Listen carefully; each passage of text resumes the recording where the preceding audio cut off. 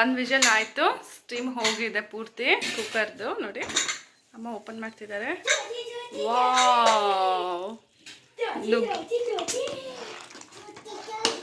ನುಗ್ಗೆಕಾಯಿ, ಆಲೂಗಡ್ಡೆ, ಬದನೆಕಾಯಿ ನೋಡಿ ಏನು ಕಲರ್ಫುಲ್ಲಾಗಿ ರೆಡಿ ಆಗಿದೆ ಅಂತ ಹೇಳಿ.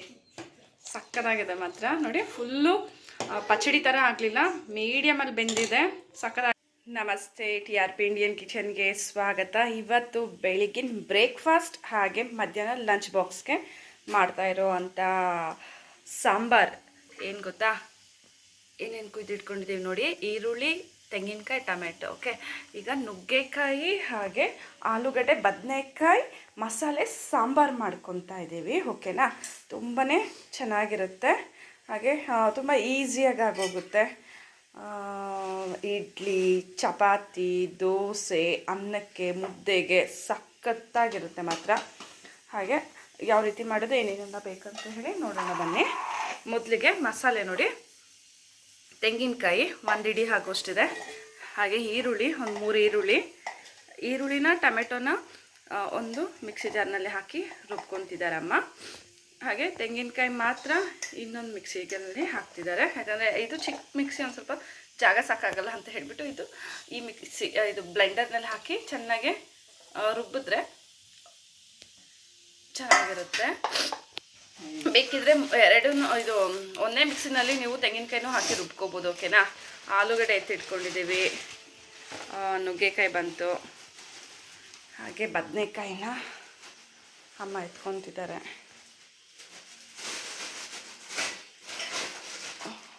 ತೆಂಗಿನಕಾಯಿನ ಸಪ್ರೇಟಾಗಿ ರುಬ್ಬೋದು ಒಳ್ಳೆಯದು, ಯಾಕಂದರೆ ನುಣ್ಣಗಾಗೋದಿಲ್ಲ, ಹಾಗಾಗಿ ನಾವು ಸಪ್ರೇಟಾಗಿ ರುಬ್ಕೊತೀವಿ ತೆಂಗಿನಕಾಯಿನ. ಬದನೆಕಾಯಿ ಇದೆ,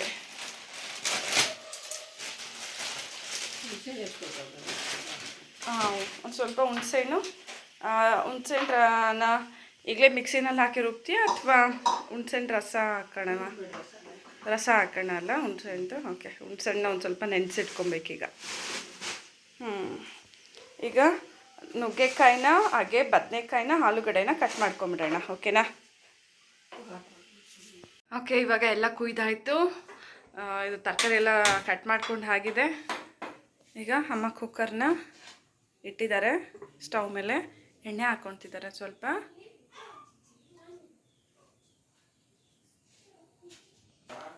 ಎಣ್ಣೆ ಬಿಸಿ ಆಗ್ತಿದೆ, ಈಗ ಸಾಸಿವೆ ಹಾಕ್ಕೊತಿದ್ದಾರೆ ಸ್ವಲ್ಪ.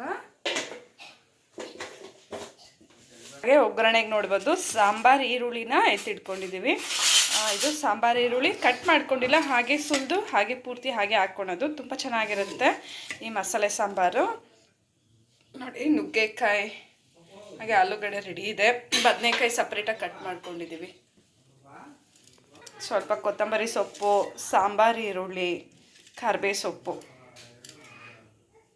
ಹಾಗೆ ನಾನು ಹೇಳಿದ್ನಲ್ಲ ಹುಣಸೆಹಣ್ಣು ಒಂದು ಸ್ವಲ್ಪ ನೆನೆ ಹಾಕಬೇಕು ಅಂತ ಹೇಳಿ. ನೋಡಿ, ಹುಣಸೆಹಣ್ಣು ನೆನೆ ಹಾಕಿದ್ದೀವಿ. ಬದನೆಕಾಯಿ ನೋಡ್ಬೋದು ಕಟ್ ಮಾಡಿ, ಚಿಕ್ಕ ಚಿಕ್ಕ ಬದನೆಕಾಯಿ, ಹಾಗಾಗಿ ಪೂರ್ತಿ ಬದನೆಕಾಯಿ ಹಾಗೆ ಹಾಕ್ಕೊಂಡಿರೋದು. ಕರಿಬೇವು ಸೊಪ್ಪು, ಈರುಳ್ಳಿ ಹಾಕ್ತಾ ಇದ್ದೀನಿ. ಆಯಿತು.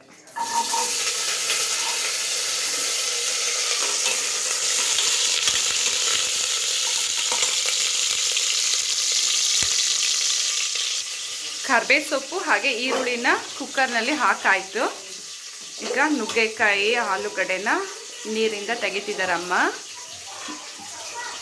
ನೋಡಿ, ಆಲೂಗಡ್ಡೆ ಸಿಪ್ಪೆಲ್ಲ ತೆಗೆದಿದ್ದೀವಿ.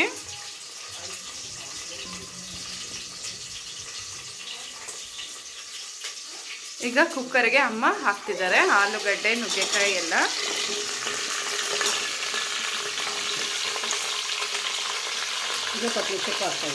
ಕೊತ್ತಂಬರಿ ಸೊಪ್ಪು ಹಾಗೆ ಅದರಲ್ಲೇ ಹಾಕ್ತಿದ್ದಾರಮ್ಮ.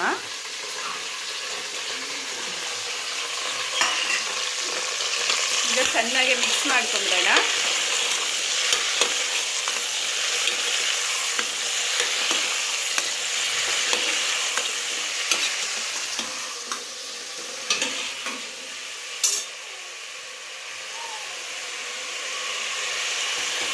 ಹಾಗೆ ಸಾಂಬಾರ್ ಪೌಡರು, ಮನೆಯಲ್ಲೇ ಮಾಡಿರುವಂಥ ಸಾಂಬಾರ್ ಪುಡಿ ಇದು. ಸಾಂಬಾರ್ ತಿಕ್ನೆಸ್ಗೆ ಸಾಂಬಾರ್ ತಿಕ್ನೆಸ್ಸು ಹಾಗೆ ಟೇಸ್ಟು ಚೆನ್ನಾಗಿ ಬರುತ್ತೆ. ಹಾಗೆ ಖಾರಕ್ಕೆ ಖಾರದ ಪುಡಿ, ಮೆಣಸಿನ ಪುಡಿ, ರೆಡ್ ಚಿಲ್ಲಿ ಪೌಡರ್ ಹಾಕ್ತಿದ್ದಾರೆ. ಈಗ ಖಾರಕ್ಕೆ ಎಷ್ಟು ಬೇಕೋ ಅಷ್ಟು ನೋಡಿ ಹಾಕ್ಕೊಳ್ಳಿ.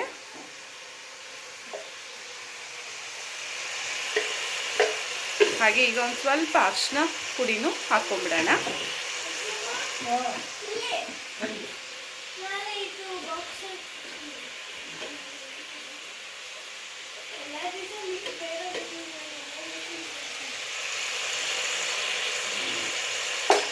ಅರಿಶಿನ ಪುಡಿನೂ ಹಾಕಾಯಿತು. ಹಾಗೆ ರುಚಿಗೆ ತಕ್ಕಷ್ಟು ಉಪ್ಪು.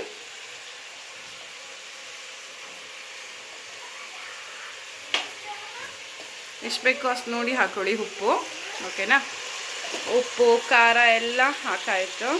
ತುಂಬ ಚೆನ್ನಾಗಿ ಬರುತ್ತೆ ಈ ನುಗ್ಗೆಕಾಯಿ, ಆಲೂಗಡ್ಡೆ ಹಾಗೆ ಬದನೆಕಾಯಿ ಹಾಕಿಬಿಟ್ಟು ಮಾಡುವಂಥ ಸಾಂಬಾರು.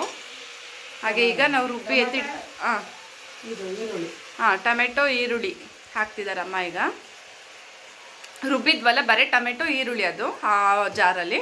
ಹಾಗೆ ಈ ಜಾರಲ್ಲಿ ರುಬ್ಬಿದ್ದು ತೆಂಗಿನಕಾಯಿನೂ ಹಾಕ್ಕೊತಿದ್ದಾರೆ.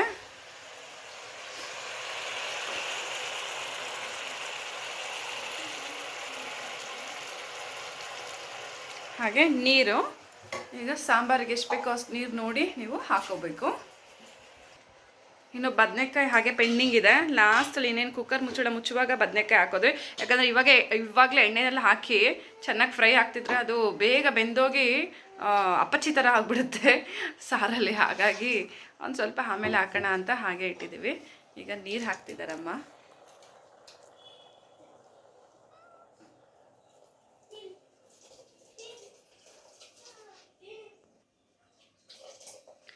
ನೀರು ಎಷ್ಟು ತಿಕ್ನೆಸ್, ಸಾರು ಎಷ್ಟು ಗಟ್ಟಿ ಬೇಕೋ ಅಷ್ಟು ಗಟ್ಟಿಯಾಗೆ ನೀವು ಮಾಡ್ಕೊಳ್ಳಿ. ತುಂಬ ತೆಳು ಆದರೆ ಚೆನ್ನಾಗಿರೋದಿಲ್ಲ. ಒಂದು ಸ್ವಲ್ಪ ಮೀಡಿಯಮ್ ತೆಳು ಇದ್ದರೆ ಸಾಕು. ಸ್ವಲ್ಪ ಹುಣಸೆಹಣ್ಣು ನೆನೆಸಿದ್ದಾರೆ, ಅದನ್ನು ಹಾಕ್ತಿದ್ದಾರೆ ಈಗ.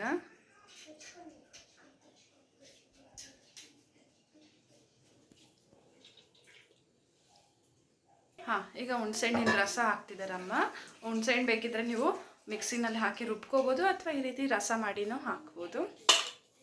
ಈಗ ಪೂರ್ತಿ ಎಲ್ಲ ಮಿಕ್ಸ್ ಮಾಡ್ಕೊಂಡ್ರೆ ನೀರು ಹಾಕಿದ್ರು.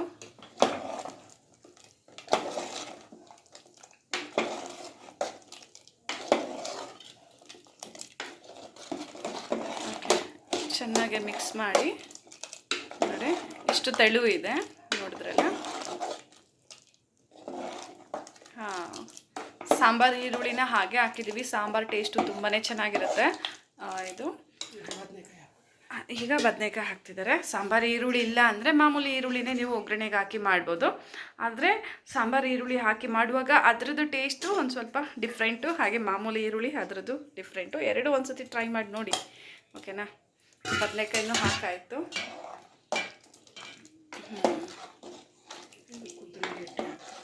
ಕುದ್ಮೇಲೆ ಗಟ್ಟಿ ಆಗುತ್ತೆ ಇದು. ಒಂದು ವಿಷಲ್ ಬಿಟ್ಬಿಡೋಣ.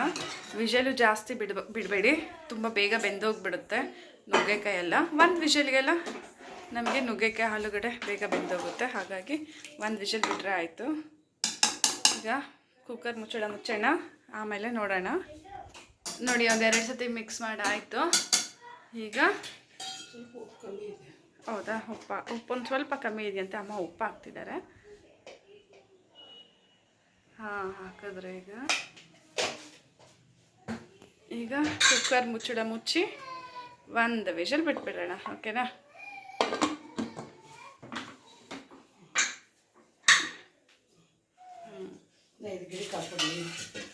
ನೀರೆಲ್ಲ ಇದು ಗಿಡಕ್ಕೆ ಹೋಗುತ್ತೆ. ಈಗ ಒಂದು ವಿಷಲ್ ಆಯಿತು, ಸ್ಟೀಮ್ ಹೋಗಿದೆ ಪೂರ್ತಿ ಕುಕ್ಕರ್ದು. ನೋಡಿ, ಅಮ್ಮ ಓಪನ್ ಮಾಡ್ತಿದ್ದಾರೆ. ವಾವ್, ನುಗ್ಗೆಕಾಯಿ, ಆಲೂಗಡ್ಡೆ, ಬದನೆಕಾಯಿ ನೋಡಿ ಏನು ಕಲರ್ಫುಲ್ಲಾಗಿ ರೆಡಿಯಾಗಿದೆ ಅಂತ ಹೇಳಿ. ಸಕ್ಕತ್ತಾಗಿದೆ ಮಾತ್ರ. ನೋಡಿ, ಫುಲ್ಲು ಪಚಡಿ ಥರ ಆಗಲಿಲ್ಲ, ಮೀಡಿಯಮಲ್ಲಿ ಬೆಂದಿದೆ. ಸಕ್ಕತ್ತಾಗಿದೆ ಮಾತ್ರ. ಸೊ ನೋಡಿದ್ರಲ್ಲ ನಮ್ಮ ಇವತ್ತು ರೆಸಿಪಿ, ನುಗ್ಗೆಕಾಯಿ, ಆಲೂಗಡ್ಡೆ, ಬದನೆಕಾಯಿ ಮಸಾಲೆ ಸಾಂಬಾರ್. ನೋಡಿ ಚಿಕ್ಕ ಈರುಳ್ಳಿ ಹೇಗೆ ಕಾಣ್ತಿದೆ ಅಂತ ಹೇಳಿ. ಸೊ ನೀವು ಟ್ರೈ ಮಾಡಿ ಹೇಗೆ ಬಂತು ಅಂತ ಹೇಳಿ ಕಮೆಂಟ್ ಮಾಡೋದನ್ನ ಮರಿಬೇಡಿ. ಹಾಗೆ ನಮ್ಮ ಇನ್ನೂ ಹೊಸ ಹೊಸ ಈಸಿ ರೆಸಿಪೀಸ್ಗಾಗಿ ಈಗಲೇ ಚಾನಲ್ನ ಸಬ್ಸ್ಕ್ರೈಬ್ ಮಾಡ್ಕೊಬಿಡಿ. ಥ್ಯಾಂಕ್ ಯು, ಬಾಯ್. ಈಗ ಅಮ್ಮ ಇದು ಬಾಕ್ಸಿಗೆ ಸಾರನ್ನ ಹಾಕ್ತಿದ್ದಾರೆ ನೋಡಿ.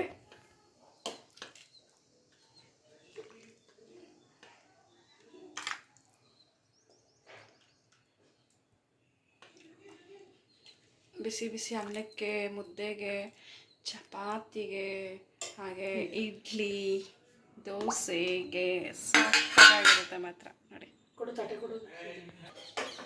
ಹಾಗೆ ಪ್ಲೇಟಿಗೆ ಅನ್ನ ಹೋಗ್ತಿದೆ, ಸ್ವಲ್ಪ ಸಾಕು. ಈಗ ಬೆಳಿಗ್ಗೆ ಬ್ರೇಕ್ಫಾಸ್ಟ್ಗೆ ಹುಡುಗ ಅನ್ನನೇ ಕೊಡ್ತಾಯಿದ್ದೀವಿ. ಅಮ್ಮ ಸಾರು ಹಾಕ್ತಿದ್ದಾರೆ ನೋಡಿ.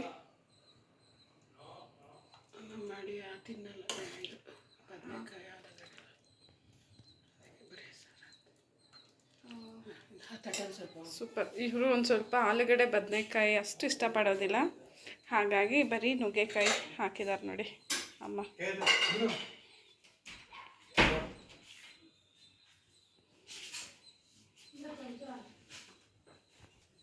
ಹಾಗೆ ಇದು ನನ್ನ ತಂಗಿ ಮನೆಯಿಂದ ಮಾಡಿರುವಂಥ ಸೋಯಾಬೀನ್ದು ಗ್ರೇವಿ ಮಾಡಿದ್ದಾಳೆ, ತಂದು ಕೊಟ್ಟಿದ್ದಾಳೆ ನೋಡಿ.